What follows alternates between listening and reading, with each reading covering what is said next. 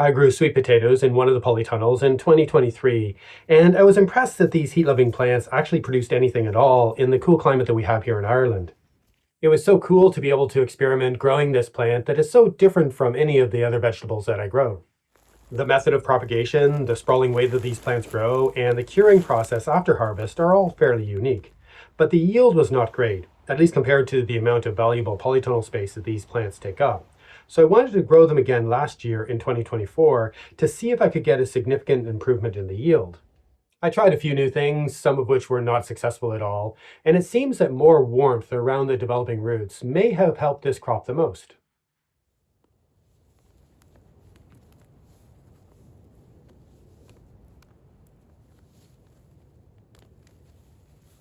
The first year that I grew these plants, I had bought sweet potatoes from two different supermarkets and set them out in trays so that they would develop growth shoots. Then I simply broke off these slips and stuck them directly into the side bed of the polytunnel, and I was impressed that this actually worked, that most of the plants rooted and grew. Last year, I started the propagation of these plants even earlier in the spring, hoping that a longer growing season would help to make up for the fact that we generally don't get very warm summers. But it was probably too early, as the shoots of these two different varieties of sweet potatoes were ready to transplant when it was still quite cool outside, so I transplanted the slips into pots instead. The plants were bigger and more established when they were transplanted into the final growing space, and they were in the ground a month earlier than the crop the previous year with a more developed root system. But perhaps it was still too cool for these plants, and they might not have benefited from this earlier propagation and all the additional work that I had to do. I also suspect that the intertwined and curved roots that I harvested were because the initial roots sent out by the young plant were bound up together in the pots, rather than being able to grow straight out into the soil. In addition to these two varieties that I'd grown the previous year, I also ordered a third variety of sweet potatoes from my main supplier that had apparently been bred for growing in a cooler climate. These plants arrived quite a bit later, in mid-May, a month and a half after my own plants had been planted out. They were also quite a bit smaller and much more root-bound than the plants that I had propagated, but they still grew and produced a usable crop. I decided to try three different methods for growing the sweet potatoes last year: directly in the soil, in straw bales, and in large grow bags, with all three varieties grown with each method, all along the side bed of one of the polytunnels. Most of the plants were simply transplanted into the soil of the prepared bed, with a bit more space between the plants than the previous year, as I felt they had been too crowded. I had also placed cardboard around most of these plants, as I had read that it can help prevent the rooting of the vines at the leaf nodes, which can apparently cause the plants to grow more leaves rather than focusing on developing the roots.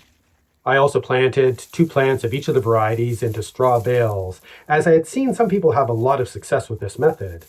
I had tried to condition the bales with nitrogen before planting, as is generally recommended, but they seemed very slow to decompose, possibly because the weather conditions were too cool in the spring to get things going. And I transplanted two of each variety into large grow bags filled with a lightweight growing medium, which I thought would make it easier for the roots to develop and easier to harvest. The longer feeding roots of these plants could still grow through the holes in the bottom of the bags and colonize the cooler soil below, but I suspected that the warmer conditions within the grow bag itself would be more suitable for these tropical plants. And this seemed to have really helped, as these grow bags were by far the most successful option. I was able to pull an impressive amount of swollen roots out of each of these grow bags from just one plant. They were relatively easy to dig out, at least compared to the plants growing in the soil, and the skins were in good condition and easy to wipe clean. Some of the roots were impressively big, but there were also quite a few smaller roots that looked like they didn't have a chance to develop. It was as if the plant didn't have the resources to finish what had been started, possibly because the summer growing season wasn't warm or long enough, but I don't know much about this crop, so this might be a very common thing. One of the varieties that I'd originally bought from the supermarket the previous year produced a lot more than the other two varieties. And I was disappointed that the new variety I got wasn't as successful, but the plants still produced a fair amount, even though they were planted a month and a half after the other ones. So it's not really a great comparison, and hopefully with better quality transplants and a longer growing season, this variety will produce even more. I could tell quite early in the summer that the plants growing in the straw bales were not going to produce very much, as they were much smaller plants. It was fairly easy to pull these roots out, but they were very small and not in great shape, so I ended up throwing them all in the compost pile. It is possible that there just wasn't enough fertility available for these plants, and that the conditioning of the straw bales hadn't progressed enough for these plants to be able to thrive. The interior part of the bales of straw had decomposed quite a bit by the end of the season, but earlier in the year, when the plants were still growing strongly, it seemed the plants couldn't get what they needed. I also wonder if the straw actually insulated the roots quite a bit, preventing the inside of the straw bale from warming up on the sunny days. As there probably wasn't any heat from decomposition, this lack of warmth from the sun may have stunted the growth of the plants. These straw bales were a failure, especially compared to the plants growing right beside them in the black plastic grow bags. The sweet potato plants growing directly in the soil produced a slightly higher yield than the plants I grew the previous year, and the plants of the new variety that I bought in produced less than the other two varieties, bringing down the overall yield. This was a disappointing crop, even with the other two varieties that I had planted earlier, which would have had a longer growing season.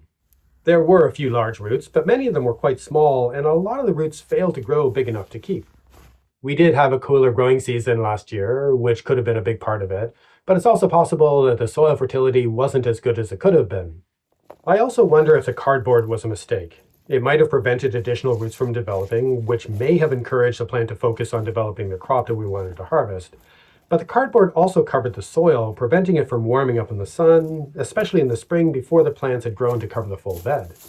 Seeing the success of the plants in the grow bags, I wonder if the slightly cooler conditions in the soil would have reduced the growth of the plants, negating any benefit that the cardboard might have had. I won't be growing sweet potatoes in straw bales again anytime soon, but I would like to explore this unusual method of growing crops to see if I could get it to work in this climate for other types of plants. I'm also not sure if sweet potatoes are a viable crop to grow in the soil of the beds of the polytunnel, as I need to get a much bigger yield from these plants in order to be able to justify using so much of this valuable space. But growing these sprawling, heat-loving plants in large grow bags placed on the bed of the polytunnel seems to be a combination that works, at least in this context. I was able to harvest 2 kilograms of well-developed roots from each plant of two of the varieties, and closer to 3.4 kilograms from the more productive variety. I think this is a really good yield. The lightweight growing medium might have made it easier for the roots to swell, and they are easier to harvest, and there could have been better fertility. But I think the warmth of their bags, sitting above the soil with their exposed black plastic, made the most difference.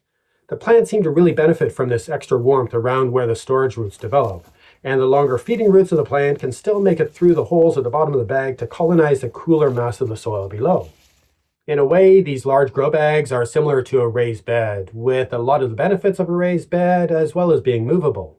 I think this method could be quite useful for other heat-loving plants, such as peppers and aubergines, and it might work just as well even with smaller grow bags placed in the soil, and I want to try that out in the coming year. For the sweet potatoes, I've already set aside roots of the newer variety and the more productive variety for producing slips that I can plant into the grow bags in a couple of months. I think a long row of closely spaced large grow bags placed on the soil in the polytunnel with a few lines of drip line on top might be the easiest and most productive way to grow this crop, even if it does cost more for the bags and the growing medium, as I can get a much more useful yield out of what is otherwise a fairly marginal crop.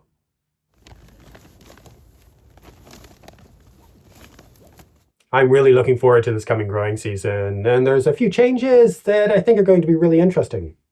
Of course, I plan to make as many videos as I can of all of the explorations that I do. And if you want to keep up with everything that I'm doing, make sure you subscribe to the channel. If you like the videos that I make and feel you can support the work that I do even more, the links to my Patreon and PayPal accounts are in the description below. But most importantly, thank you for watching.